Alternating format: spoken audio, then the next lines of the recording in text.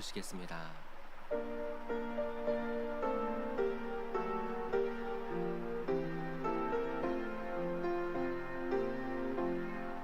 천사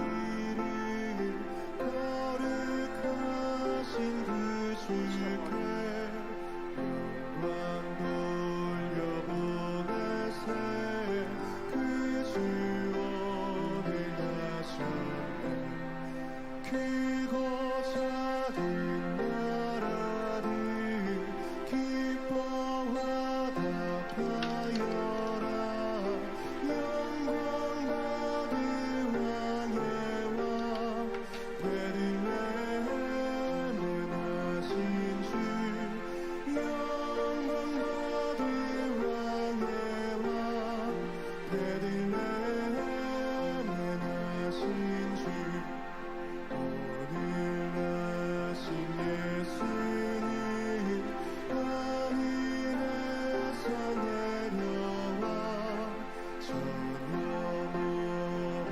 나셔서 사람 몸을 입었네 세상 모든 사람들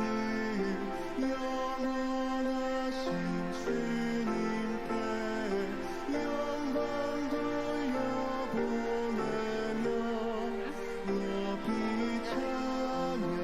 찬양하여라 영광 돌려보내며 높이 찬양하여라 의로우신 예수님 평화의 왕이시고 세상 빛이 되시며 우리 생명 되시네 죄인들을 불러서 거듭나게 하시고 영생하게 하시니 왕께 찬양하여라 영생하게 하시니 왕께 찬양하여라 아멘. 찬송가 115장을 부르시겠습니다.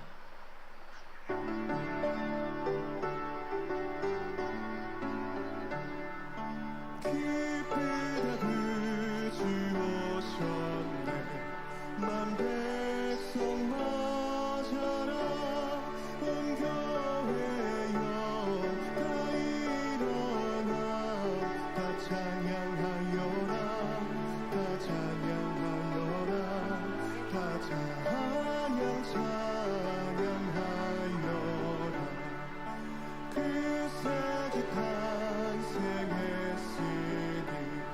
다 찬양하여라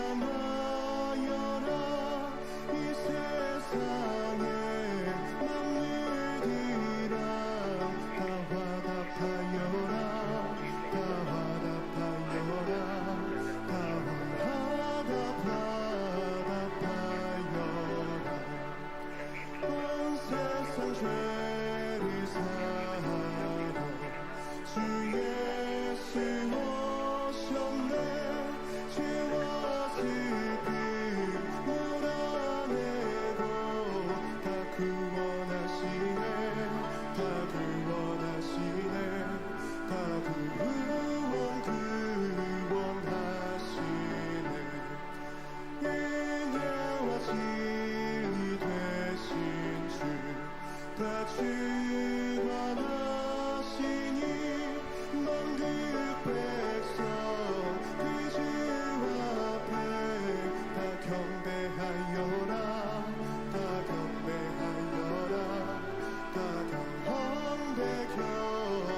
경배하여라 죄를 사하러 온 세상 죄를 사하러 주 예수 오셨네 죄와 슬픔 몰아내고 다 구원하시네 다 구원하시네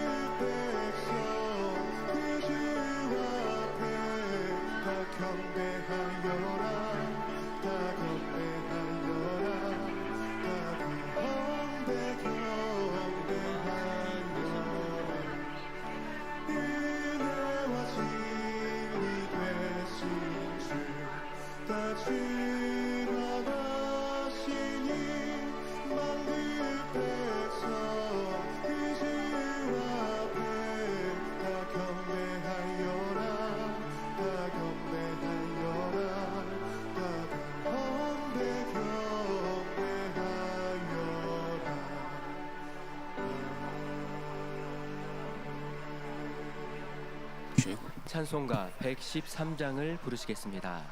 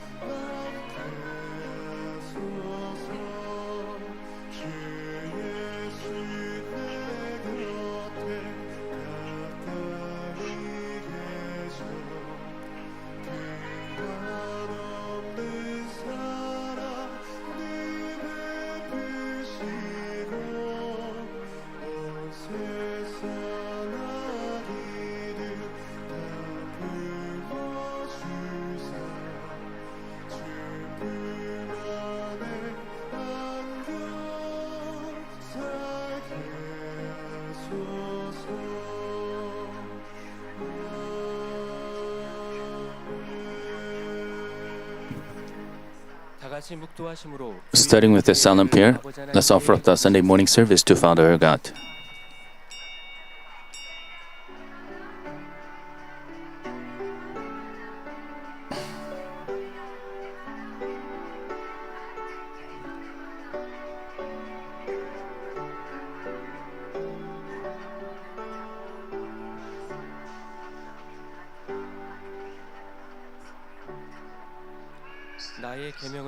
He who has my commandments and keeps them is the one who loves me, and he who loves me will be loved by my Father, and I will love him and will disclose myself to him.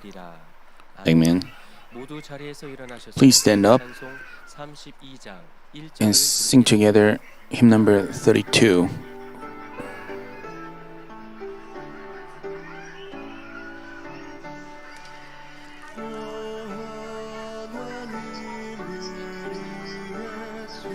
We praise Thee, O God, our Redeemer, Creator. In In grateful devotion, our tribute we bring. We lay it before Thee. We kneel and adore Thee.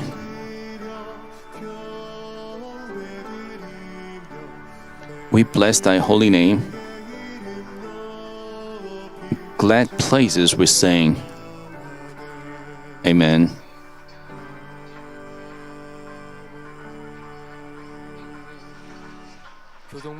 Let us recite versicle number 41.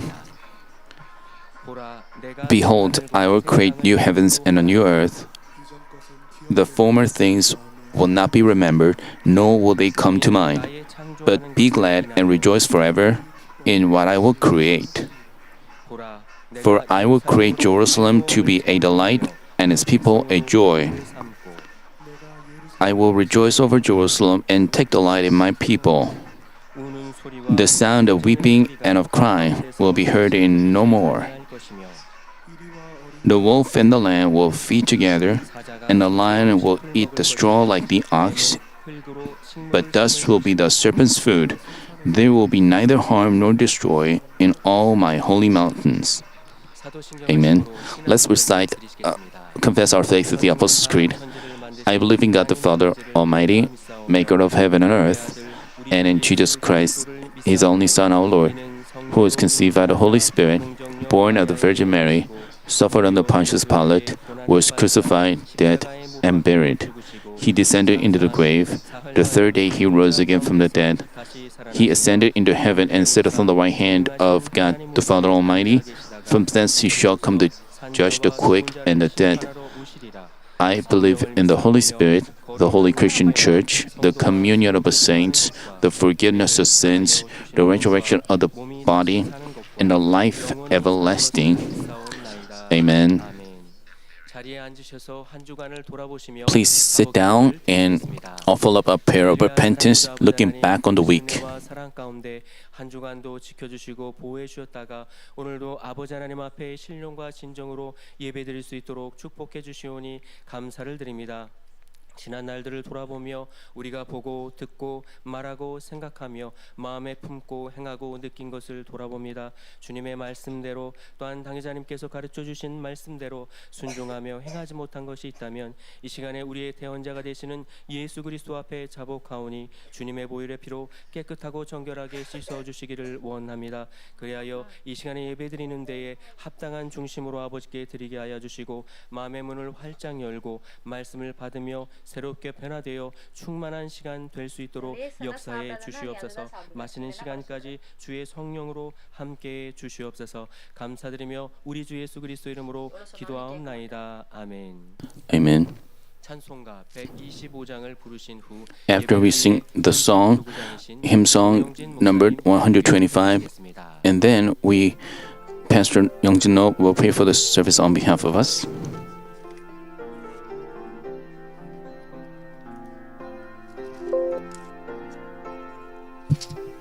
Angels we have heard on high, sweetly singing over the plains.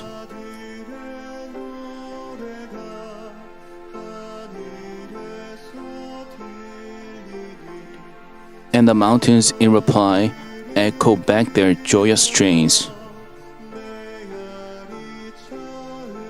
Gloria in excelsis.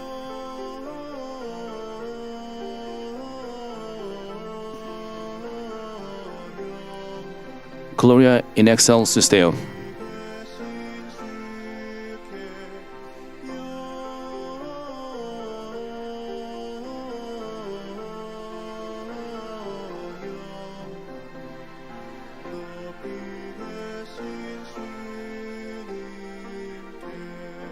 Shepherds, why this jubilee?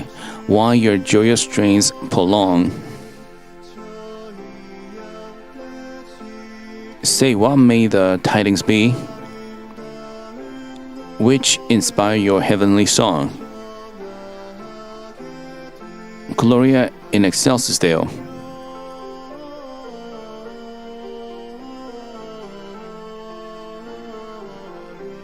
Gloria in excelsis Deo.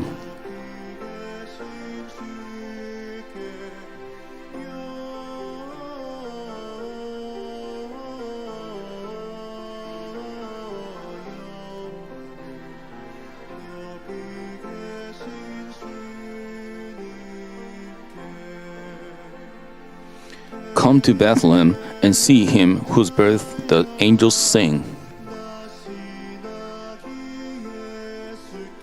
Come adore on bended knee the infant Christ, the newborn King.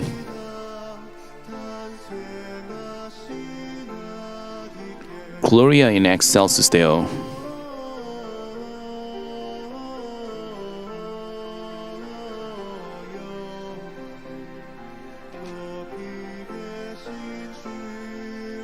Gloria in excelsis Deo.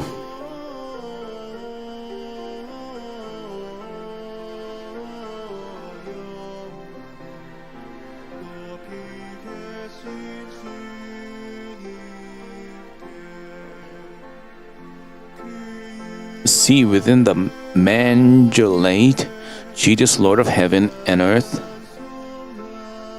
Earth and heaven lend your aid. With us sing our Savior's birth. Gloria in excelsis Deo.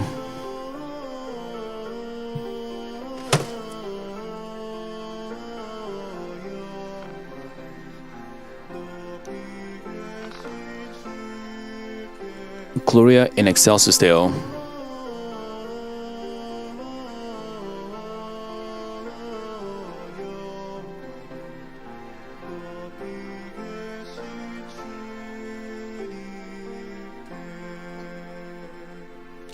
Amen.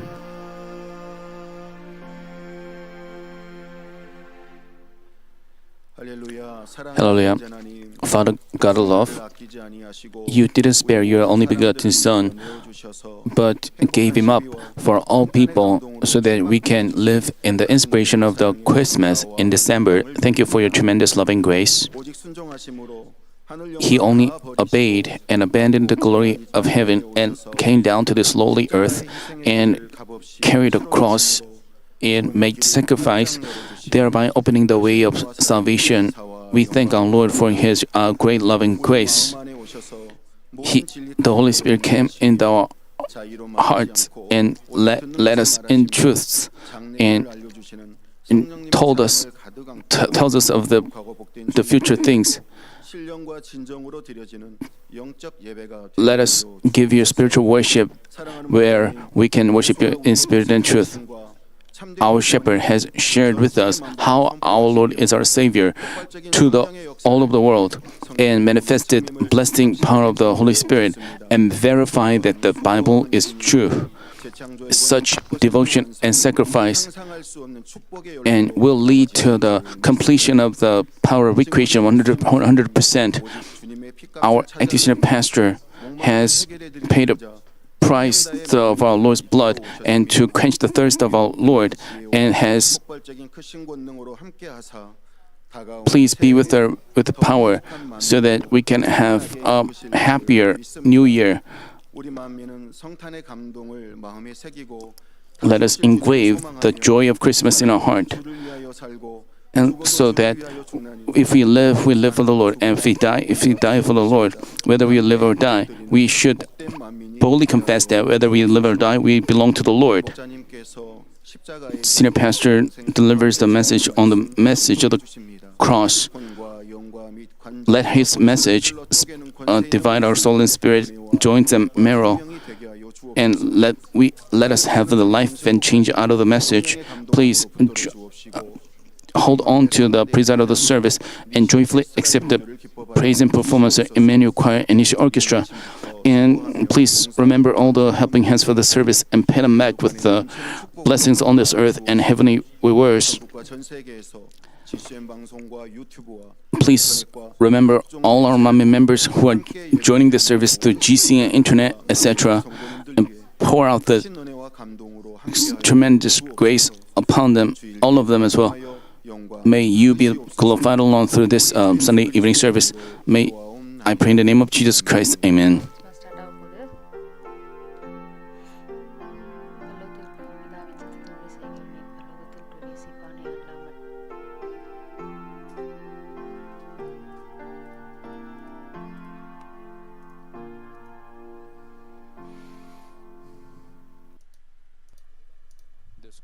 In இன்று வாசிக்க இருக்கும் வேத பகுதி மத்தேயு 7ஆம் அதிகாரம் 21ஆம் வசனம், பின்பதாக 1 யோவான் 5ஆம் அதிகாரம் 16-17ஆம் வசனத்தை நாம் பார்ப்போம். பரலோகத்தில் இருக்கிற என் பிதாவின் சித்தத்தின்படி செய்கிறவனே பரலோகத்தில் பிரவேசிப்பனே அல்லாமல் என்னை நோக்கி கர்த்தாவே கர்த்தாவே என்று சொல்லுகிறவன் அதில் பிரவேசிப்பதில்லை. மரணத்திற்கு ஏதுவல்லாத பாவத்தை தன் சகோதரன் செய்ய ஒருவன் கண்டால் அவன் வேண்டுதல் செய்ய கடவன், அப்பொழுது அவனுக்கு ஜீவனை கொடுப்பார். யாருக்கென்றால் மரணத்திற்கு ஏதுவல்லாத பாவத்தை செய்கிறவர்களுக்கோ மரணத்துக்கு ஏதுவான பாவம் உண்டு, அதை குறித்து வேண்டுதல் செய்ய நான் சொல்லேன். அநீதியெல்லாம்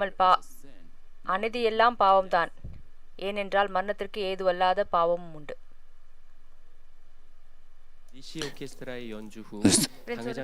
After the Emmanuel choirs and Nishi Orchestra's praise and performance, Senior Pastor will deliver his message.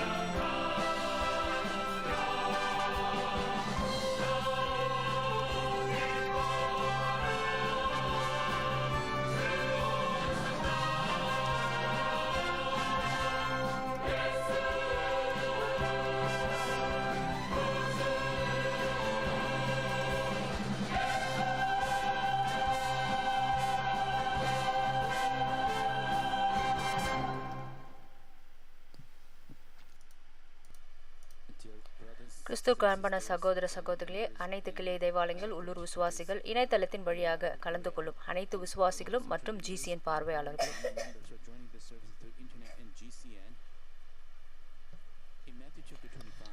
மத்தேயு 25ஆம் வசனத்தில் நாம் பார்க்கிறோம். 10 கன்னிகைகளை குறித்து நாம் பார்க்கிறோம்.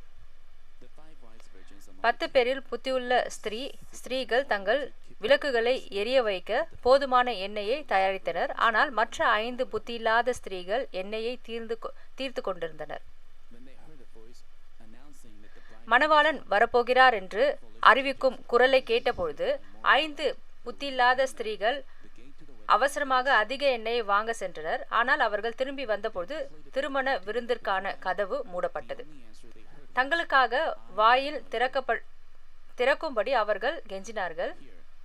ஆனால் அவர்கள் கேட்ட ஒரே பதில், நான் உங்களை அறியேன் என்பதுதான். இங்கே 10 கன்னிகைகளே மணவளாகிய இறைவனுக்காக காத்திருக்கும் விசுவாசிகளை அடையாளப்படுத்துகிறார்கள். நம்முடைய மணவளாகிய கர்த்தர் வரும்பொழுது தங்களுக்கு நன்கு ஆயத்தப்படுத்தி கர்த்தருக்காக காத்திருந்த விசுவாசிகள் திருமண விருந்திற்காக வருவார்கள். ஆனால் முக்கியமான விஷயம் என்னவென்றால், தங்கள் மணவாளனுக்காக காத்திருந்த 10 கன்னி பெண்களும் திருமண விருந்தில் நுழையவில்லை. மணமகள் வருவதை அறிந்த 10 கன்னிகைகளும் மணவாளன் வருவதை அறிந்த 10 கன்னிகைகளும் அவருக்காக காத்திருந்தனர். ஆனால் அவர்கள் 5 பேர் திருமண விருந்திற்கு செல்ல முடியவில்லை. விசுவாசிகளுக்கும் அப்படித்தான். நம்முடைய மணவாளனாகிய கர்த்தருடைய விசுவாசத்துடன் ஐக்கியப்படும் பொழுதுதான் நாம் ரட்சிக்கப்பட்டு நித்திய ஜீவனை அனுபவிக்க முடியும். ஆனால் சுவிசேஷத்தை ஏற்றுக்கொண்டு கர்த்தரை விசுவாசிக்கிறோம் என்று சொன்னவர்களின் கூட ரட்சிக்கப்படாத சிலர் இருக்கிறார்கள்.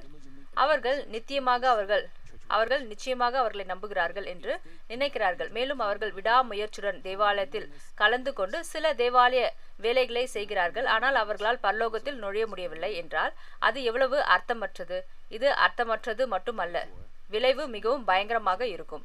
எனவே நாம் நம்முடைய கிறிஸ்துவ வாழ்க்கையை அவரை முழு மனதுடன் நடத்த வேண்டும். நான் நிச்சயமாக கடவுளின் சித்தத்தை கண்டுபிடித்து நாம் ரட்சிக்கப்படக்கூடிய உண்மையான விசுவாசத்தை கொண்டிருக்க வேண்டும். இந்த அமர்வில் அடுத்த அமர்விலும் ஒருவர் இறைவனை நம்புவதாக நினைத்தாலும் ரட்சிக்கப்பட முடியாத நிகழ்வுகளை பார்ப்போம். இந்த செய்தியின் மூலம் நீங்கள் எப்படிப்பட்ட விசுவாசத்தை கொண்டிருக்க வேண்டும் என்பதை நீங்கள் தெளிவாக புரிந்து கொண்டு நித்திய ஜீவனை நிச்சயமாக அனுபவிப்பீர்கள் என்று நான் ஆண்டவராகிய இயேசு கிறிஸ்து நாமத்தில் ஜெபிக்கிறேன். கிறிஸ்துவுக்குள் அன்பான சகோதர சகோதரிகளே, மத்தேயு 7:21 நாம் பார்க்கிறோம். பரலோகத்தில் இருக்கிற என் பிதாவின் சித்தத்தின்படி செய்கிறவனே பரலோக ராஜ்யத்தில் பிரவேசிப்பனே அல்லாமல் என்னை நோக்கி கர்த்தாவே கர்த்தாவே என்று சொல்லுகிறவன் அதில் பிரவேசிப்பதில்லை.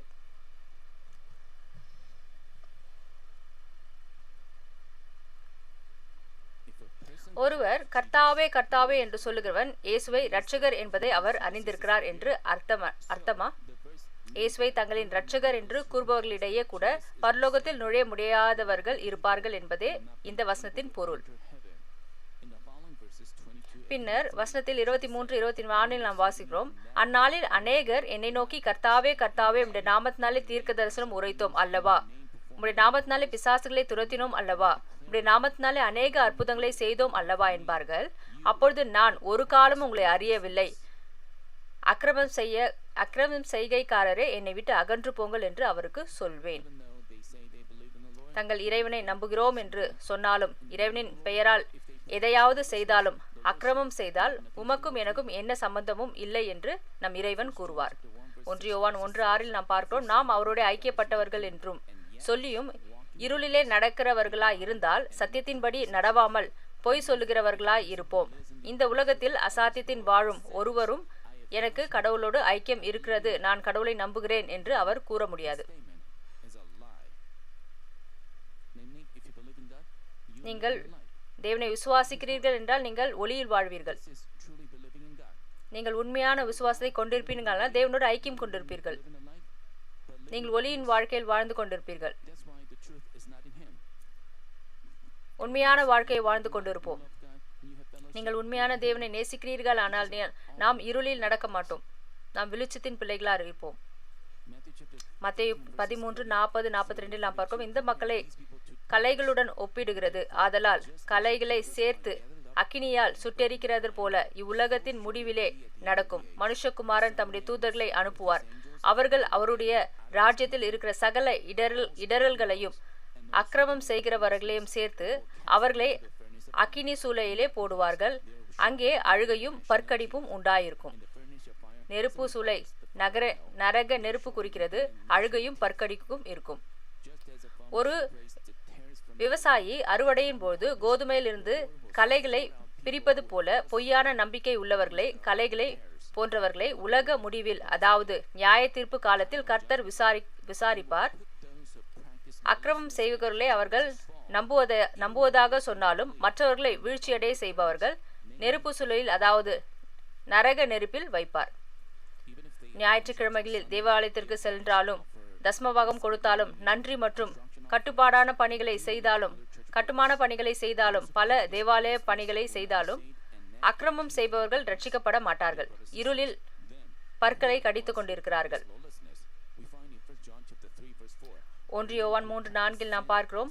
பாவம் செய்கிற எவனும் நியாயப்பிரமாணத்தை மீறுகிறான். நியாயப்பிரமாணத்தை மீறுகிற பாவம் கடவுளின் வார்த்தையை மீறுவது. சத்தியத்தின் சட்டத்தை அக்கிரமம் மற்றும் பாவங்கள் வேதத்தில் சொல்லும் காரியங்களை செய்பவர்கள், வேதத்தில் சொல்லும் காரியத்தை தூக்கி எறியாதவர்களும் வேதத்தில் சொல்வதை கடைபிடிக்காதவர்களும் பாவம் செய்கிறார்கள். 1 கொரிந்தியர் 6:9-10 நாம் பார்க்கிறோம். அநியாயக்காரர் தேவனுடைய ராஜ்யத்தை சுதந்திரிப்பதில்லை என்று அறியீர்களா? வஞ்சிக்கப்படாதிருங்கள். வேசி மார்க்கத்தாரும் விக்கிரக ஆராதனை செய்பவரும் விபச்சாரக்காரரும் சுய புணர்ச்சிக்காரரும் ஆண் புணர்ச்சிக்காரரும் திருடரும் பொருளாசைக்காரரும் வெறியரும் உதாசீனரும் கொலைக்காரரும் தேவனுடைய ராஜ்யத்தை சுதந்திரிப்பதில்லை. இந்த மக்கள் பரலோகத்தில் நுழைய மாட்டார்கள், ஆனால் நரகத்தில் விழுவார்கள் என்று நம் தேவன் கூறினார். பேராசை என்பது பணம் அல்லது உணவுக்கு ஆசைப்படுவது, பழிவாங்குவர்கள் என்பது மற்றவர்களை அவதூறு செய்து சபிப்பவர்கள், மோசடி செய்பவர்கள், மற்றவர்களின் பொருட்களை அல்லது பணத்தை வலுக்கட்டாயமாக பறிப்பவர்கள். ஆனால் கடவுளை நம்பி கடவுளின் அருளால் நிரம்பி வழியும் வார்த்தையின்படி வாழ முயற்சிக்கும் சிலர் காலப்போக்கில் அக்கிரமங்களை செய்து ஏமாற்றப்படுகிறார்கள். உதாரணமாக, ஓய்வு நாளை கடைபிடிப்பதை எடுத்துக்கொள்வோம். எங்கள் உறுப்பினர்கள் ஞாயிற்றுக்கிழமை முழுவதையும் கடவுளுக்கு முன்பாக அர்ப்பணித்து அவரை வணங்கி விசுவாசத்தில் சகோதரர்களுடன் ஐக்கியம் கொள்கிறார்கள்.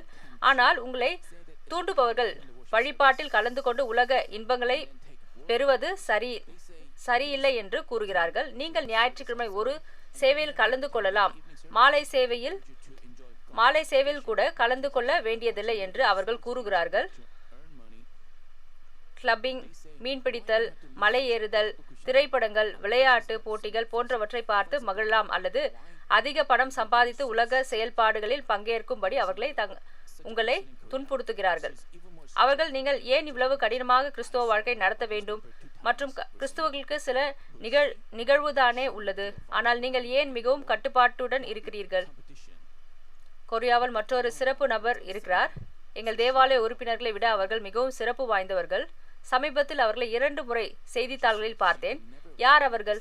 உலக ஓட்டப்பந்தய போட்டியில் இறுதி சுற்று வரை சென்றுள்ளார், ஆனால் இறுதி சுற்று ஞாயிற்றுக்கிழமை, அதனால் இறுதி போட்டியை கைவிட்டார். ஓய்வு நாளை ஒருபோதும் மீற முடியாது என்று சொல்லிவிட்டு வந்துவிட்டார். மீண்டும் அவர் இறுதி சுற்று வரை சென்றார். அவர் மற்றொரு உலக சாம்பியன்ஷிப்பில் இருந்து இறுதி வரை சென்றார். இறுதி சுற்று ஞாயிற்றுக்கிழமை இருந்தது, அதனால் அவர் மீண்டும் இறுதி போட்டியை கைவிட்டார். என்னால் ஓய்வு நாளை மீற முடியாது, நான் ஒருபோதும் அதை மீற மாட்டேன் என்று அவர் அந்த ஓட்டப்பந்தயத்தை கைவிட்டார். அப்படியென்றால் அவர்கள் தங்கள் இருதயத்தை இப்படி உலகில் வைத்தால் அவர்கள் உண்மையிலேயே பரிசுத்தமானவரா? ஜீவனுள்ள பலியை ஆவியிலும் உண்மையிலும் செலுத்துவது சாத்தியம் என்று நீங்கள் நினைக்கிறீர்களா? விசுவாசத்தின் மிகவும் அடிப்படையான வழிபாடு சேவையை கூட அவர்கள் புறக்கணித்தால் மற்ற எல்லா பகுதிகளிலும் அவர்கள் கடவுளிடம் இருந்து வெகு தூரம் விலகி செல்வார்கள். இச்சோதனைகளை ஏற்றுக்கொள்பவர்களை பொறுத்தவரை அவர்கள் வியாபாரம் செய்யும் பொழுது உலக மக்களைப் போலவே மற்றவர்களை ஏமாற்றுகிறார்கள். மற்றவர்கள் எல்லோரும் அதை செய்கிறார்கள், நான் நேர்மையாக இருந்தால் என்னால் வாழ முடியாது என்று அவர்கள் நினைக்கிறார்கள். சில விசுவாசிகள் டீக்கனாகவோ அல்லது மூப்பர்களாகவோ கூட இருந்தாலும் அவர்கள் குடிக்கிறார்கள் அல்லது புகைப்பிடிக்கிறார்கள். மேலும் அவர்கள் இறைவனை ஏற்றுக்கொள்வதற்கு முன்பு போலவே அவர்கள் கோபமடைந்து மற்றவர்களை எதிரியாக காம வாழ்க்கை நடத்துகிறார்கள். ஆனால் அவர்கள் நினைக்கிறார்கள், நான் தேவாலயத்திற்கு செல்கிறேன், அதனால் நான் ரட்சிக்கப்பட்டேன், கர்த்தருடைய இரத்தத்தால் நான் மன்னிக்கப்பட்டேன் என்று அவர்கள் சொல்கிறார்கள். நீங்கள் நேர்மையான பாதையில் நடந்தால் தேவன் உங்களோடு கூட இருப்பார். யாரையும் ஏமாற்றாதபடி நாம் உண்மையான வாழ்க்கை நடத்தினோமானால், வியாபாரத்தை நடத்தினோமானால் தேவன் நம்மோடு கூட இருப்பார். அநேக முதியவர்கள், மூப்பர்கள் அவர்கள் குடிக்கிறார்கள், புகைப்பிடிக்கிறார்கள். மேலும் அவர்கள் இறைவனை ஏற்றுக்கொள்வதற்கு முன்பு போலவே அவர்கள் கோபமடைந்து மற்றவர்களை எதிரி காம வாழ்க்கை நடத்துகிறார்கள். ஆனால் அவர்கள் நினைக்கிறார்கள், நான் தேவாலயத்திற்கு செல்கிறேன், அதெல்லாம் நான் ரட்சிக்கப்பட்டேன், கர்த்தருடைய இரத்தத்தால் நான் மன்னிக்கப்படுகிறேன் என்று அவர்கள் நினைக்கிறார்கள்.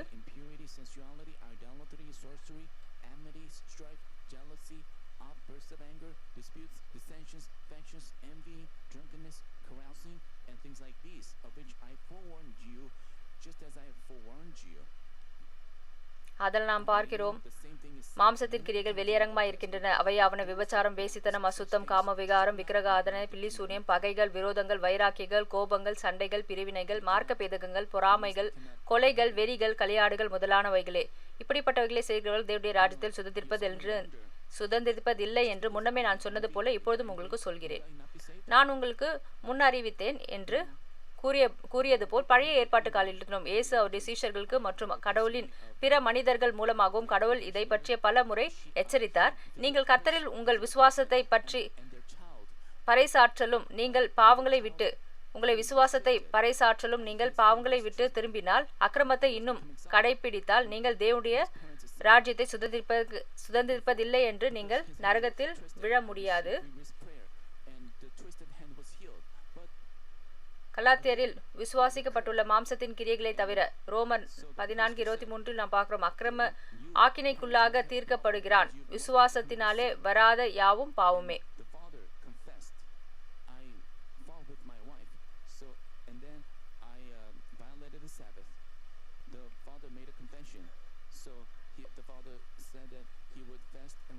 எல்லாவற்றுக்கும் மேலாக கடவுள் மகிழ்ச்சி அடையாத அனைத்து பாவமும் அக்கிரமமும் ஆகும். பிறகு உங்களுக்கும் இங்கே ஒரு கேள்வி இருக்கலாம். உதாரணமாக, ஒரு புதியவர் பொய் சொன்னால் மட்டும் அவரை காப்பாற்ற முடியாது என்றால் உண்மையிலே எத்தனை பேர் காப்பாற்றப்படுவார்கள்?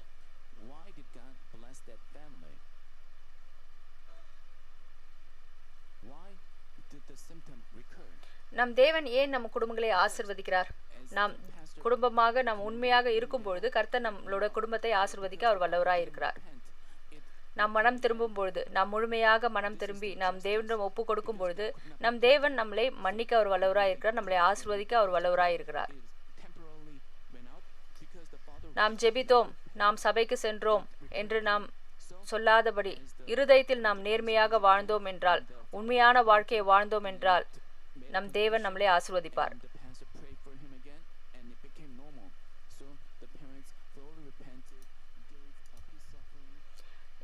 நாம் பலவீனத்திலிருந்து நாம் விடுதலையாக முடியும். நாம் சாபத்திலிருந்து வெளிவர முடியும்.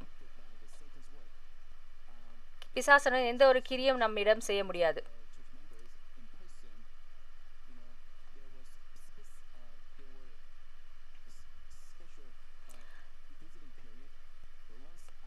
அநேகர் சபையில அநேக அற்புதங்களையும் அடையாளம் பார்த்திருக்கிறார்கள். அவங்க குடும்பமாக சபைக்கு வருகிறதை நான் காண்கிறேன். குடும்பமாக அவர்கள் தேவனை ஆராதிப்பதை நான் காண்கிறேன். நாம் இருதயபூர்வமாக நாம் தேவனுக்கு உண்மையாக இருந்தோமானால் நம் தேவன் நம்மளை அநேக காரியங்களிலிருந்து நம்மளை விடுவிப்பார். ஒருவருக்கு கால் அதிகமாக வலி இருந்தது, அவரால் நடக்க முடியவில்லை. அந்த குடும்பத்தை அழைத்து நான் ஜெபித்தேன். ஜெபத்தை பெற்றதற்கு பிறகு அவர்கள் அந்த கால்வலியிலிருந்து பரிபூர்ண விடுதலை பெற்றுக்கொண்டார்கள்.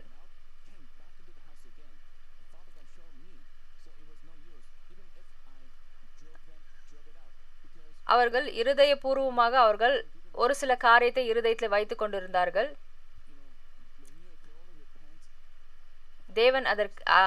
தேவன் அதை பற்றி எனக்கு வெளிப்படுத்தினார். நான் மறுபடியும் அவர்களிடம் சென்று அவருக்காக ஜெபித்தேன்.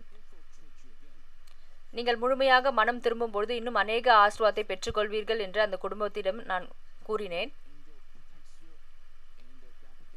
அதேபோல் தேவன் அவர்களை விடுதலையாக்கினார். நாம் எங்கு சென்றாலும் கர்த்தருடைய தூதர்களை கொண்டு நம்மளை பாதுகாத்துக் கொள்வார். நாம் தேவனிடம் உண்மையாக இருக்கும்பொழுது தேவன் நமக்கு அநேக காரியங்களை அவர் வாய்க்க பண்ணுவார். அவர்கள் தேவ தூதர்களுக்கு கட்டளையிட்டது போலே நிச்சயமாக நீங்கள் இறைவனை ஏற்றுக்கொண்ட உடனேயே உங்கள் எல்லா பாவங்களையும் தூக்கி எறிய முடியாது. ஆனால் உங்கள் பாவங்கள் அனைத்தையும் நீங்கள் கைவிடவில்லை என்றாலும் நீங்கள் ஜெபித்து உங்களை மாற்ற முயற்சித்தால் அதிலிருந்து நாம் வெளிவர முடியும். யாக்கோபு 4:17 நாம் பார்க்கிறோம், அதனால் ஒருவன் நன்மை செய்ய அறிந்தவனாய் இருந்தும் அதை செய்யாமற் போனால் அது அவனுக்கு பாவமாயிருக்கும். ஏதாவது நல்லது என்று உங்களுக்கு தெரிந்தாலும் அதை செய்யாமல் இருந்தால் உங்கள் நன்மைக்காக அநீதியையும் அக்கிரமத்தையும் தீமையையும் பின்பற்றினால் அது நிச்சயமாக பாவமாகும். எல்லாவற்றுக்கும் மேலாக கடவுளின் மகிழ்ச்சி அடையாத அனைத்து பாவமும் அக்கிரமமும் ஆகும். பிறகு உங்களுக்கு இங்கே ஒரு கேள்வி இருக்கலாம். உதாரணமாக, ஒரு புதியவர் பொய் சொல்றார் என்று வைத்துக்கொள்வோம்.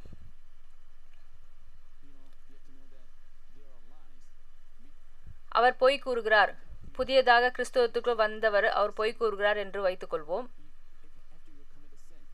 அவரை காப்பாற்ற முடியாதா என்று உங்களுக்கு ஒரு கேள்வி இருக்கலாம். உண்மையில் எத்தனை பேர் காப்பாற்றப்படுவார்கள்? நிச்சயமாக நீங்கள் இறைவனை ஏற்றுக்கொண்ட உடனேயே உங்கள் எல்லா பாவங்களையும் தூக்கி எறிய முடியாது. ஆனால் உங்கள் பாவங்கள் அனைத்தையும் நீங்கள் கைவிடவில்லை என்றாலும் நீங்கள் ஜெபித்து உங்களை மாற்ற முயற்சித்தால் நீங்கள் மாறுவதற்காக செயல்பாட்டில் இருக்கிறீர்கள். எனவே இதுவே விசுவாசமாக ஒப்புக்கொள்ளப்படலாம். நாம் மற்றவர்களை பார்த்து கேட்கிறோம், நீங்கள் ஏன் ஜெபிப்பதில்லை, நீங்கள் ஏன் சபைக்கு ஒழுங்காக வருவதில்லை என்று நாம் மற்றவர்களை பார்த்து கேட்கிறோம்.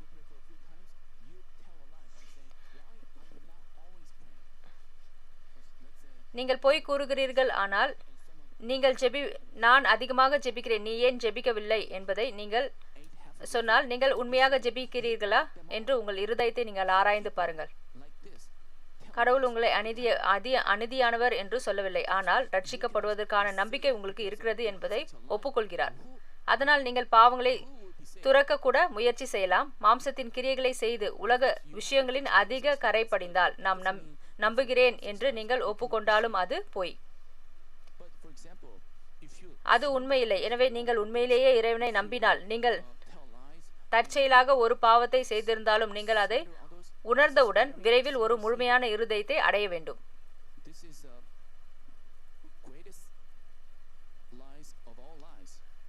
இதுதான் உண்மையான கிறிஸ்தவ வாழ்க்கை. நாம் மற்றவர்களை ஏமாற்றக்கூடாது.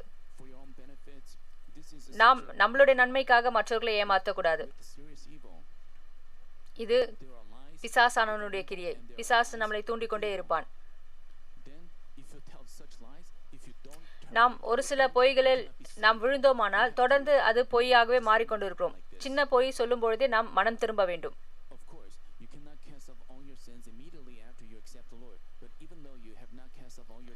நாம் உடனடியாக நாம் மனம் திரும்ப முடியாது. நம் ஜெபத்தில் வைக்கும் பொழுது அது நம் கொஞ்சம் கொஞ்சமாக ஒப்பு கொடுக்க வேண்டும். கடவுள் உங்களை அநீதியானவர் என்று சொல்லவில்லை, ஆனால் ரட்சிக்கப்படுவதற்கான நம்பிக்கை உங்களுக்கு இருக்கிறது என்பதை ஒப்புக்கொள்கிறார். ஆனால் நீங்கள் பாவங்களை துறக்க கூட முயற்சி செய்யாமல் மாம்சத்தின் கிரிகளை செய்து உலக விஷயங்களை அதிக கரை படிந்தால் நான் நம்புகிறேன் என்று நீங்கள் ஒப்புக்கொண்டாலும் அது பொய், அது உண்மை இல்லை. எனவே நீங்கள் உண்மையிலேயே இறைவனை நம்பினால், நீங்கள் தற்செயலாக ஒரு பாவத்தை செய்தாலும் நீங்கள் அதை உணர்ந்தவுடன் விரைவில் ஒரு முழு மனதுடன் அதை தூக்கி எறிய வேண்டும். ஆனால் பாவங்களில் மன்னிக்கப்படக்கூடிய பாவங்களும் உள்ளனர், மன்னித்த முடியாதவைகளும் உள்ளனர். வேதத்தில் கடவுள் மீது நம்பிக்கை இருந்தால் நாம் செய்யக்கூடாத பாவங்கள் இருப்பதை காணலாம், அதாவது அவை மன்னிக்க முடியாத பாவங்கள். ஒரு குடும்பத்தில் கணவர் மனைவியிடம் அநேக காரியத்தை மறைக்கிறார்கள், ஆனால் அவர்கள் உண்மையாக இருக்கும்பொழுது குடும்பத்தில் பல பிரச்சனைகள் தீர்கிறது. அவர்கள் மனைவியை உண்மையாக நேசிக்கிறார் என்றால் அவர் மனைவியிடம் உண்மையாக இருப்பார், எந்த காரியத்தையும் மறைக்க மாட்டார். அவர் மனைவியை நேசிக்கவில்லை என்றால் அவர் அநேக காரியத்தை மறைத்துக் கொண்டே இருப்பார். அது மனைவியுடன் இசைந்து இருக்காது.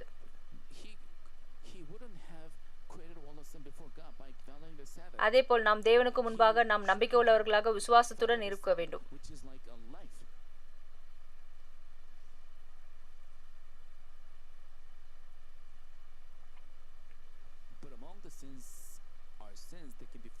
நாம் பாவத்தை விழுந்துடக்கூடாது, நாம் பாவத்தை தூக்கி எறிய வேண்டும். வேதத்தில் நாம் பார்க்கிறோம், கடவுள் மீது நம்பிக்கை இருந்தால் நாம் செய்யக்கூடாத பாவங்கள் இருப்பதை காணலாம், அதாவது அவை மன்னிக்க முடியாத பாவங்கள். 1 யோவான் 5:16-17 நாம் பார்க்கணும். மரணத்திற்கு ஏதுவல்லாத பாவத்தை தன் சகோதரன் செய்ய ஒருவன் கண்டால் அவன் வேண்டுதல் செய்ய கடவன், அப்பொழுது அவனுக்கு ஜீவனை கொடுப்பார். யாருக்கென்றால் மரணத்திற்கு ஏதுவல்லாத பாவத்தை செய்தவர்களுக்கே. மரணத்திற்கு ஏதுவான பாவம் உண்டு, அதை குறித்து வேண்டுதல் செய்ய நான் சொல்லேன். அநீதி எல்லாம் பாவம்தான் என்றாலும் மரணத்திற்கு ஏதுவல்லாத பாவமும் உண்டு. மரணத்திற்கு வழிவகுக்கும் பாவத்தை செய்தவர்களுக்காக நீங்கள் அவருக்காக விடாமுயற்சியுடன் ஜெபிக்க வேண்டும். மேலும் அவர்கள் தங்கள் பாவத்திலிருந்து திரும்புவதற்கு அவர்களை எச்சரிக்க வேண்டும். ஆனால் மன்னிக்க முடியாத மற்றும் மரணத்திற்கு வழிவகுக்கும் பாவங்கள் உள்ளனர் என்பதை நீங்கள் அறிந்து கொள்ள வேண்டும். இப்பொழுது மரணத்திற்கு வழிவகுக்கும் ஒவ்வொரு பாவத்தையும் ஆராய்வோம். முதலாவது, இது பரிசுத்த ஆவியை நிந்தித்தல், எதிராக பேசுதல் மற்றும் எதிர்ப்பது. மத்தேயு 12:31 நாம் பார்க்கிறோம். ஆதலால் நான் உங்களுக்கு சொல்கிறேன், எந்த பாவமும் எந்த தூஷணமும் மனுஷருக்கு மன்னிக்கப்படும், ஆவியானவருக்கு விரோதமான தூஷணமோ மனுஷருக்கு மன்னிக்கப்படுவதில்லை. நீங்கள் பரிசுத்த ஆவியானை நிந்தித்தால் ஆவியானவருக்கு விரோதமான தூஷணமும் தூஷணமும் மன்னிக்கப்படுவதில்லை என்று நாம் வேதத்தில் பார்க்கிறோம். மனம் திரும்பி விலகி செல்ல நீங்கள் கடவுளிடம் இருந்து கிருபையும் மனம் திரும்புதலையும் ஆவியையும் பெற வேண்டும். அதனால் நீங்கள் அவ்வாறு செய்வதால் நீங்கள் மனம் திரும்பி பின்வாங்க முடியாது. மேலும் லூக்கா 12:10 நாம் பார்க்கிறோம், எவனாகிலும் மனுஷகுமாரனுக்கு விரோதமான விசேஷத்தை சொன்னால் அது அவனுக்கு மன்னிக்கப்படும். பரிசுத்த ஆவியானுக்கு விரோதமான தூஷணம் சொல்லுகிறவனுக்கோ மன்னிக்கப்படுவதில்லை. பரிசுத்த ஆவிக்கு எதிராக தூஷணம் சொல்லுகிறவனுக்கோ கடைசியாக பரிசுத்த ஆவிக்கு எதிராக பேசுவதாகும். உதாரணமாக, பரிசுத்த ஆவியின் வல்லமையால் நமக்கு நடக்கும் வேலைகளை பார்த்து அது ஒரு பேய், அது சாத்தானின் வேலை என்று நீங்கள் சொன்னால் அது பரிசுத்த ஆவியானுக்கு எதிராக பேசுவது. பரிசுத்த ஆவியை பேய் அல்லது சாத்தான் என்று அழைப்பது. மேலும் பரிசுத்த ஆவியின் வேலையை அவர்கள் பார்க்கும் பொழுது கூட சிலர் தங்கள் சொந்த தீமையால் அவர்களை மறுக்கிறார்கள். அவ்வாறு செய்வதால் அவர்கள் கடவுளின் வேலையின் தலையிடுகிறார்கள். அது பரிசுத்த ஆவியை நிந்திக்கிறது. உதாரணமாக, பரிசுத்த ஆவியின் பணிகள் குறிப்பிடத்தக்க வகையில் நடைபெற்று கொண்டிருக்கும் ஒரு வேலை தேவாலயத்தை பற்றி தவறான வதந்திகளை பரப்பி அது மதவெறி மற்றும் தவறானது என்று தவறாக பேசுகிறார்கள். இது ஒரு உயிரினமாக இருக்கும் ஒரு மனிதனை நிந்திக்கவில்லை. ஆதலால் இது படைப்பாளராகிய கடவுளுக்கு எதிராக நிலைப்பாட்டை எடுத்து அவருடைய செயல்களை நிறைவேற்றுவதற்கு தடுக்கிறது. எனவே இது மிகவும் கொடூரமான பாவம்.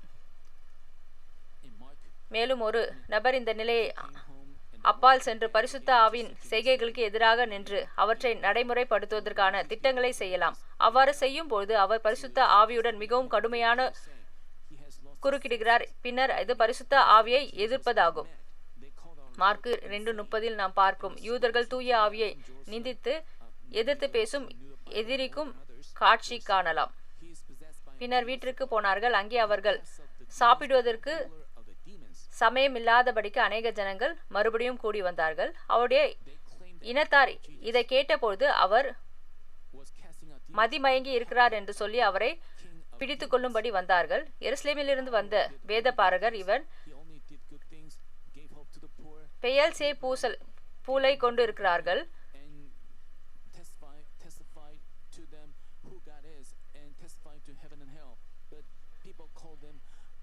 பிசாசின் தலைவனானே பிசாசனன் துரத்துகிறான் என்றார்கள். இயேசுவை பற்றிய செய்தியை கேள்விப்பட்ட மக்களின் தங்கள் இருதயத்தின் நல்லவர்கள் விசுவாசித்து தேவனை மகிமைப்படுத்தினார்கள். ஆனால் தீயவர்கள் நம்பவில்லை.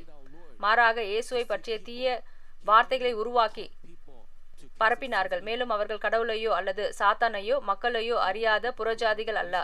மாறாக அவர்கள் கடவுளின் வார்த்தையை படித்து கொண்டிருந்த வேத பாரகரும் பரிசேயர்களும் இருந்தனர். அவர்கள் சட்டங்களை மனப்பாடம் செய்திருந்தாலும் அவரை பற்றி அறிந்திருந்தனர். ஆனால் அவர்கள் அவற்றை நடைமுறைப்படுத்தவில்லை. சட்டங்களில் உள்ள கடவுளின் இருதயத்தை அவர்கள் நிறைவேற்றவில்லை. ஆகவே அவர்கள் ஆவிக்குரிய ரீதியில் குருடர்களாகி வார்த்தைகளாக இயேசுவை கூட அடையாளம் காண முடியவில்லை. மேலும் அவர்கள் தூய ஆவியை நிந்திக்கவும் எதிராக பேசவும் எதிர்க்கவும் முடிந்தது. மார்க் 3:23-26 நாம் பார்க்கலாம். அவர் அழைத்து உவமைகளாக அவர்களுக்கு சொன்னதாவது, சாத்தானை சாத்தான் துரத்துவது எப்படி? ஒரு ராஜ்யம் தனக்குத்தானே விரோதமாக பிரித்திருந்தால் அது ராஜ்யம் நிலைத்திருக்க மாட்டாதே. ஒரு வீடு தனக்குத்தானே விரோதமாக பிரித்திருந்தால் அந்த வீடு நிலைத்திருக்க மாட்டாதே. உங்கள் குடும்பத்தில் சச்சரவு இருந்தால் அது நிச்சயமாக இருக்க முடியாது, நிம்மதியாக இருக்க முடியாது. பெற்றோர்கள் எப்பொழுதும் சண்டையிடுகிறார்கள். அவர்களின் குழந்தைகள் எப்பொழுதும் பதட்டமாக இருப்பார்கள். அதனால் அவர்கள் படிப்பில் கவனம் செலுத்த முடியாது. அவர்கள் வெளியே செல்லும்போது தவறான நண்பர்களுடன் பழகுவார்கள், அக்கிரமத்தில் ஈடுபடுவார்கள். ஒரு வீடு தனக்குத்தானே விரோதமாக பிரிந்தால் அந்த வீடு நிலைத்திருக்காது. சாத்தான் தனக்கு விரோதமாக எழும்பி பிளவுபட்டால் அவனால் நிற்க முடியாது. ஆனால் அவர்கள் முடிந்து விட்டான். இதைதான் நம் ஆண்டவர் சொன்னார். சாத்தான் கூட ஒருவருக்கொருவர் சண்டையிட மாட்டார்கள். உள்ளுக்குள் பிசாசானவன் இருந்தால் ஒரு நாடு அல்லது குடும்பம் உறுதியாக நிற்க முடியாது. தீய ஆவிகள் உலகம் கூட கடுமையான ஒழுங்குமுறையை கொண்டுள்ளது. பேய்களை விரட்டாது. சாத்தானை விரட்டவும் முடியாது. சூனியக்காரி அல்லது ஷமான் பேயொட்டுதல் செய்தால் பேய் அமைதியாகிவிடும் என்று சிலர் கூறுகிறார்கள். ஆனால் அது சாத்தானை விரட்டுவது சாத்தான் அல்ல. மக்கள் அதை வணங்கி உணவு பரிமாறுதல். பேய் ஒரு கணம் அமைதியாக இருக்கிறது. பேய் அமைதியாக இருப்பதால் வலி நீங்கும். பேய்கள் உங்களுக்கு வலி தருவது கிருமிகள் அல்லது நோய்களால் அல்ல, அவை உங்களுக்கு வலியை மட்டுமே தருகின்றனர். ஆனால் சில காலத்திற்கு பிறகு நீங்கள் அதிகமாக வணங்கப்படுவதற்கு அவை அதிக வேதனையாக தரும். மக்கள் அதை மீண்டும் வணங்கும் பொழுது அது மீண்டும் ஒரு கணம் அமைதியாக இருக்கும். சிறிது நேரம் கழித்து அது வேலை செய்ய தொடங்குகிறது மற்றும் உங்கள் வலியை கடுமையாக்குகிறது. இப்படியே போனால் உங்கள் குடும்பம் முழுமையாக சீரழிந்து விட்டது. விளைவு அழிவு. உங்கள் குடும்பங்கள் குணப்படுத்த முடியாத நோய்களால் பாதிக்கப்படுகிறார்கள் அல்லது உங்கள் குழந்தைகள் குறைபாடுகளுடன் பிறக்கிறார்கள். பேயோட்டுதல் அல்லது தாயத்து மூலம் பேய்களை விரட்ட முடியாது. மாறாக நீங்கள் அதிக தீய ஆவிகளை கொண்டு வருகிறீர்கள். எனவே தீய ஆவிகளை விரட்ட தீய ஆவிகளை விட வலுவான ஆவிக்குரிய அதிகாரம் உங்களிடம் இருக்க வேண்டும். சாத்தானை விட வலிமையானவர் கடவுள். கடவுளுடன் ஒன்றான பரிசுத்த ஆவியானவர் நம் மூலம் செயல்படும் பொழுது மட்டுமே தீய ஆவிகளை நாம் கட்டுப்படுத்த முடியும்.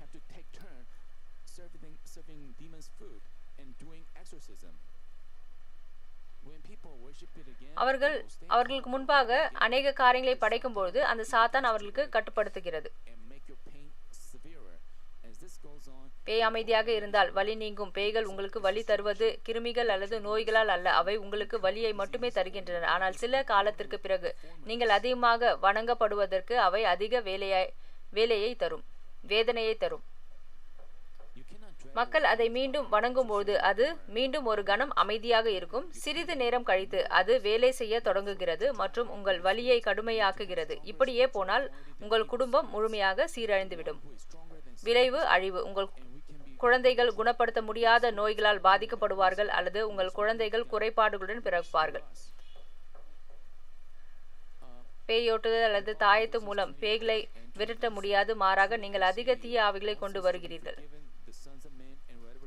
பின்னர் நாம் 28, 29 வசனத்தை நாம் பார்க்கிறோம். மெய்யாகவே நான் உங்களுக்கு சொல்கிறேன், மனுஷன் செய்யும் எல்லா பாவங்களும் அவனுக்கு தூஷிக்கும். எந்த தூஷணமானாலும் அவனுக்கு மன்னிக்கப்படும். ஒருவன் பரிசுத்த ஆவியானுக்கு விரோதமாக தூஷணம் சொல்வானாகில் அவன் என்றென்றைக்கும் மன்னிக்கப்படாமல் நித்திய ஆக்கினைக்குள்ளாக தீர்க்கப்படுவான். பரிசுத்த ஆவியான கடவுளாக இருக்கும் பொழுது நீங்கள் கடவுளின் செய்களை பேய்களின் செய்களை என்று நிந்தித்து அவருடைய எதிராக பேசினால் நீங்கள் எப்படி ரட்சிக்கப்படுவீர்கள்? உதாரணமாக, குழந்தைகள் தங்கள் பெற்றோரை தூஷித்தால், அறைந்தால், சபித்தால் அவர்களால் அவர்களை அப்பா அல்லது அம்மா என்று எப்படி கூற முடியும்? உங்கள் கிறிஸ்துவ வாழ்க்கையை நீங்கள் எவ்வளவு உணர்ச்சி வசப்பட்டவர்களாக தோன்றினாலும் நீங்கள் பரிசுத்த ஆவியை நிந்தித்தால் அது முற்றிலும் கடவுளுக்கு எதிரானது. கடவுளின் வேலை எங்கேயாவது நடந்தால் நல்ல இருதயம் மற்றும் கடவுளுடன் தொடர்பு கொண்டவர்கள் ஒன்றாக மகிழ்ச்சி அடைந்து கடவுளுக்கு மகிமை கொடுப்பார்கள். ஆனால் சிலரை பொறுத்தவரை அவர்கள் கடவுளை நம்புகிறோம் என்று சொன்னாலும் அவர்கள் பொறாமைப்படுகிறார்கள் மற்றும் பரிசுத்த ஆவியின் செய்கைகளை அவதூறு செய்கிறார்கள். யோவான் 4:48 நாம் பார்க்கிறோம். இப்பொழுது இயேசு அவர்களை நோக்கி, நீங்கள் அடையாளங்களையும் அற்புதங்களையும் காணாவிட்டால் விசுவாசிக்க மாட்டீர்கள் என்றார். ஸ்டீஃபன் பிலிப்புடன் டீக்கன்களாக இருந்தபோது அற்புதமான சத்தியத்தை வெளிப்படுத்தினார். மேலும் அவர்கள் மூலம் ஏராளமான மக்கள் கடவுளை நம்பினார்கள். நேற்றும் இன்றும் என்றும் ஒரே மாதிரியாக இருக்கும் தேவன் தான் பிரியப்படுத்துவார்கள் மூலமாக அடையாளங்களையும் அற்புதங்களையும் வெளிப்படுத்துகிறார். இந்த வழியில் அவர் நமக்கு சாட்சி அளித்தார்கள். அவ்வாறு ஒரு நபரின் பரிசுத்த ஆவியின் மூலம் கடவுள் வெளிப்படுத்திய கிரியைகளை நிந்தித்தால் அது கடவுளை பரிசுத்த ஆவியையும் நிந்திப்பது மற்றும் மன்னிக்க முடியாத பாவமாகும். கடவுளை நம்புபவர்களும் வேதத்தில் அறிந்திருப்பவர்களும் ஒருவர் பரிசுத்த ஆவியை வார்த்தைகளால் நிந்தித்தால் அவருடைய இருதயம் நம்மிலிருந்து வெகு தொலைவில் உள்ளது. அவர்களும் கடவுளுக்கு எந்த தொடர்பும் இல்லை. அதனால்தான் கடவுள் இப்படிப்பட்டவர்கள் இந்த யுகத்திலும் வரும் காலத்திலும் மன்னிக்கப்பட மாட்டார்கள் என்று கூறினார்கள்.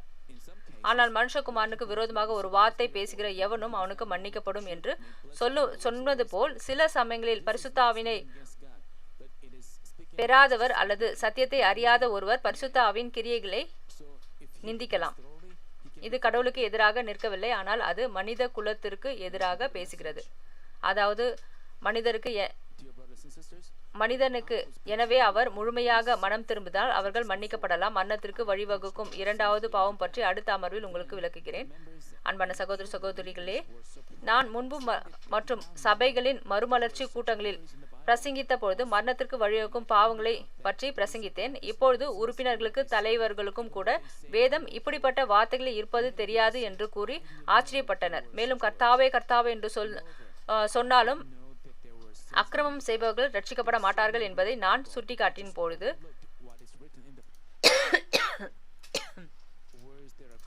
இது போன்ற வார்த்தைகள் இருப்பது எனக்கு தெரியாது என்று பலர் சொன்னார்கள். மேலும் மரணத்திற்கு வழிக்கும் பாவங்கள் இருப்பதாக எனக்கு தெரியாது. அவர் நிச்சயமாக வேதத்தை படித்தார்கள், ஆனால் வேதத்தை எழுதப்பட்டதை அவர்கள் கவனிக்கவில்லை. வேதத்தில் தெளிவாக எழுதப்பட்ட வார்த்தைகளை கூட அவர்களுக்கு தெரிந்திருந்தால் பலர் சத்தியத்திலிருந்து விலகி கடவுளுக்கு எதிரான நிற்கிறார்கள். நான் கடவுள் என்று நம்புகிறார்கள். எனவே அவர்கள் எப்பொழுதும் சோதனைகள் மற்றும் சோதனைக்குள்ளாக பாதிக்கப்பட்டு மரணத்தின் வழியில் முடிவடைகிறார்கள். இறைவனுக்கு இந்த செய்தியை கேட்டு நீங்கள் அனைவரும் இப்படிப்பட்ட வழியில் செல்ல வேண்டும் என்று நான் ஆண்டவராகிய இயேசு கிறிஸ்துவின் நாமத்தில் ஜெபிக்கிறேன். செய்திக்காக நாம் 우리야 ஜெபிப்போம். 사랑의 주 아버지 하나님, 오늘은 십자가의 도 19번째 말씀으로 영생 첫 번째 말씀을 들었습니다. 믿는다고 하면서도 구원받지 못하는 사람들은 불법을 행하는 사람이며 사망에 이르는 죄를 범하는 사람입니다. 사망에 이르는 죄는 성령 모독, 회방, 거역하는 경우라 하셨습니다.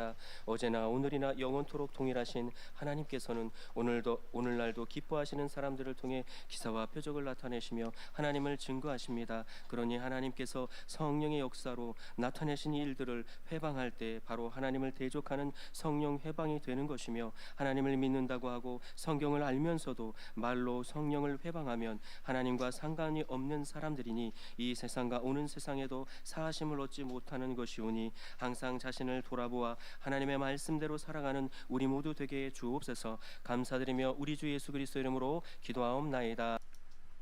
ஆமென்.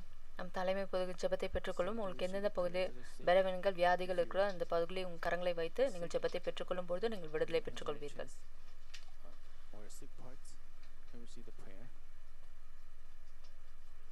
அல்லேலூயா. அன்பான சர்வ வல்லமையுள்ள பிதாவாகிய தேவனே, இந்த ஜெபத்தை பெற்றுக்கொள்கிற அனைத்து சகோதர சகோதரி மீதும் உடைய கரத்தை இந்த நேரத்தில் வைப்பீராக. அனைத்து கிளை சபை மற்றும் உள்ளூர் விசுவாசிகள் மீது, ஜிசியின் தொலைக்காட்சி அனைத்து நேயர்கள் மீதும், செயற்கோள் மற்றும் இணையதளத்தின் வழியாக கலந்து கொள்ளும் அனைத்து நேயர்கள் மீதும் உடைய கரத்தை இந்த நேரத்தில் வைத்தருளும். நம்பும்படியான விசுவாசத்தை இவர்கள் இருதயத்தில் தாரும். இவர்களுக்குள்ளாய் காணப்படுகிற எதிர்மறையான எண்ணங்கள், சந்தேகங்கள், யோசனைகள் இவர்களை விட்டு இப்பொழுதே அகற்றுவீராக. உச்சந்தலை முதல் உள்ளம் கால் வரை அனைத்து செல்கள், திசுக்கள், நரம்புகள், உடல் உறுப்புகள் மற்றும் குடல் தொற்றால் பாதிக்கப்பட்ட பகுதியை பரிசுத்த ஆவியானவரின் அக்னியால் இப்பொழுதே சுட்டெரிப்பீராக. சிருஷ்டியின் வெளிச்சம் இவர்கள் மீது இப்பொழுதே பிரகாசிப்பதாக. கர்த்தராகிய இயேசு கிறிஸ்துவின் நாமத்தினால் எதிரியான பிசாசின் கிரியைகள் அனைத்தையும் கடிந்து அப்புறப்படுத்துகிறேன். இவர்களுக்குள்ளாய் காணப்படுகிற நோய்கள், கிருமிகள் மற்றும் பலவீனங்கள் இவர்களை விட்டு அகன்று போவதாக. பரிசுத்த ஆவின் அக்னியால் சுகமாகாத நீண்ட கால வியாதிகளையும் சுட்டெரியும். மலேரியா போன்ற அனைத்து பரவக்கூடிய தொற்று வியாதிகளை நீக்கும். புதிய மற்றும் அறியப்படாத வியாதிகள் இவர்களை விட்டு அகற்றுவீராக. சளி, காய்ச்சல் இவர்களை விட்டு அகற்றுவீராக. கிருமிகள், பலவீனங்கள் யாவும் இவர்களை விட்டு அகற்றுவீராக. வயிற்று புற்றுநோய், நுரையீரல் புற்றுநோய், கல்லீரல் புற்றுநோய், மார்பக புற்றுநோய், கர்ப்பப்பை புற்றுநோய், குடல் புற்றுநோய் அனைத்தும், எய்ட்ஸ், லுகேமியா, மூளை இரத்த கசிவு, இரத்த சோகை, இருதய நோய், நுரையீரல் நோய்கள், சர்க்கரை வியாதிகள், தைராய்டு வியாதிகள் அனைத்து இப்பொழுதே நீங்கட்டும்.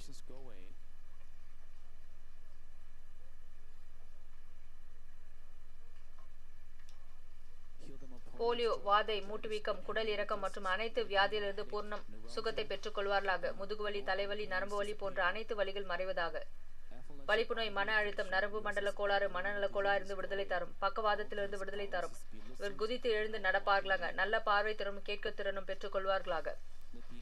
குருடர்கள் கண்கள் திறக்கப்படுவதாக. செவிடர்கள் கேட்பார்களாக. ஊமையர்கள் பேசுவார்களாக. விபத்தினால் ஏற்பட்ட எல்லா பாதிப்பிலும் நீங்கி சுகத்தை தாரும். உடைந்த எலும்புகள் ஒன்று சேரட்டும். தீ காயத்திலிருந்து சுகத்தை தாரும். சரீர எரிச்சல், உஷ்ணங்கள் இவர்களை விட்டு அகன்று போவதாக. போதை பழக்கம் மற்றும் விஷத்தன்மையில் இருந்து விடுதலை தாரும். மரித்த நரம்புகள், திசுக்கள், செல்களை புதுப்பியும். மரித்த நிலையில் இருந்திருப்பவர்களுக்கு உயிரை தாரும். குழந்தை இல்லாதவர்களுக்கு குழந்தை பாக்கியம் தாரும். கர்த்தராகிய இயேசு கிறிஸ்துவின் நாமத்தினால் எதிரியான பிசாசின் சாத்தானின் கிரியைகள், ஆகாய மண்டலத்தின் அதிகாரங்கள், எல்லா தீய ஆவிகள், இருளின் அதிகாரங்கள் இவரை விட்டு அகன்று போகும்படி கட்டளையிடுகிறேன்.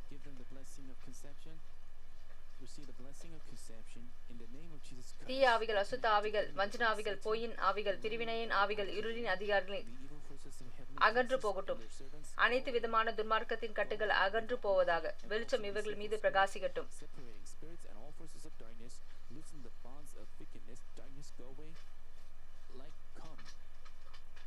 பிதாவே தேவனை நோக்கி ஜெபிப்பதற்கு பலனை தாரும். பரிசுத்தமாய் வாழ பலனை தாரும். விபத்துகள் அழிவிலிருந்து பாதுகாக்கப்பட்டும். செம்மையான வாழ்க்கையை நடத்தட்டும். இவர்கள் பிள்ளைகளையும் ஆசிர்வதியும். பெண்களுக்கான வியாதிகளை சுகமாக்கும். குடும்பங்களை ஆசிர்வதியும். வேலைகளை ஆசிர்வதியும். வியாபாரத்தை ஆசிர்வதியும். பரிசுத்தாவின் அக்கினியாலும் பரமசேனை தூதர்களாலும் பாதுகாக்கப்படட்டும். படிக்கும் மாணவர்களும் வேண்டிய ஞானத்தை தாரும். படிக்கும் ஆர்வத்தை தாரும். இவர்கள் இருதயத்தை உம்முடைய ஆளுகைக்கு உட்படுத்துவீராக. இவர்கள் சிந்தையும் இருதயமும் உலக காரியத்தை விட்டு விலகி தேவன் மீதான வாஞ்சியும் அன்பையும் பெருக உதவி செய்யும். உம்முடைய பிள்ளைகளை ஆசிர்வதியும். இவர்கள் புசித்தாலும் குடித்தாலும் எதை செய்தாலும் தேவனுடைய மகிழ்ச்சிக்காக செவர்களாக. ஜீவனுள்ள தேவனை சந்தித்தேன், அவருடைய கிரியைகளையும் அனுபவித்தேன், பதிலையும் ஆசீர்வாதத்தையும் பெற்றுக்கொண்டேன் என்று சாட்சி சொல்லக்கூடியவர்களாக உம்முடைய பிள்ளைகளை மாற்றும். பிதாவே தேவனை ஜெபத்தை கேட்டதுக்காக நன்றி செலுத்துகிறேன்.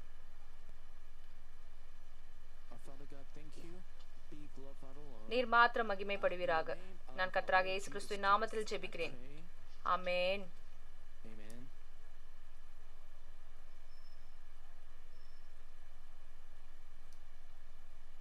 Let's sing